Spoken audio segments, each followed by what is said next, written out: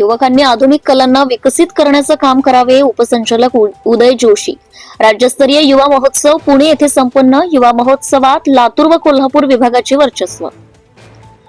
युवकांचा सर्वांगीण विकास करणे, संस्कृती व परंपरा जतन करणे, युवकांच्या अंगी असलेल्या सुप्त गुणांना वाव देणे व राष्ट्रीय एकात्मता वाढीस लावण्याच्या दृष्टीने 29 डिसेंबर 2025 ते 1 जानेवारी 2026 च्या कालावधीत गदी माडगुळकर नाट्यगृह, पिंपरी चिंचवड, महानगरपालिका, निगडी येथे आयोजित सन 2025-26 या वर्षीचा राज्यस्तरीय युवा महोत्सव यशस्वीपणे संपन्न झालाय.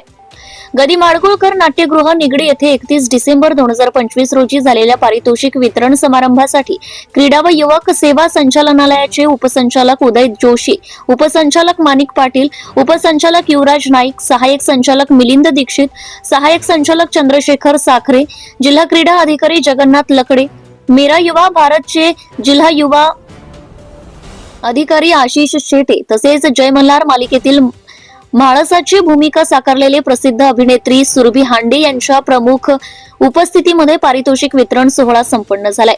श्री जोशी म्हणाले, कलाकारांनी विकसित भारत 2047च्या अनुषंगाने वाटचाल करून आपापल्या अंगी असलेल्या आधुनिक कलांना विकसित करण्याचं काम करावे.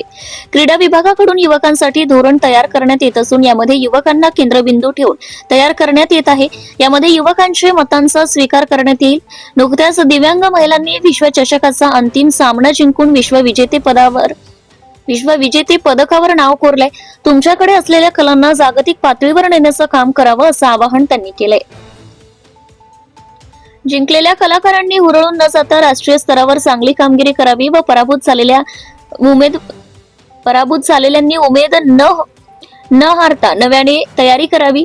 तसेच राष्ट्रीय युवा महोत्सवांकरिता निवड झालेल्या युवक युवतींना श्री जोशी यांनी शुभेच्छा दिल्या. कार्यक्रमाच्या प्रास्ताविकेत श्री लकडे यांनी 2 दिवस कलाकारांनी सादरीकरण केल्याची माहिती दिली. कलाकारांचे व परीक्षकांनी सादरीकरण केलेल्या कलाकारांचे जीव ओतून परीक्षण केल्याबद्दल त्यांनी कौतुक केले.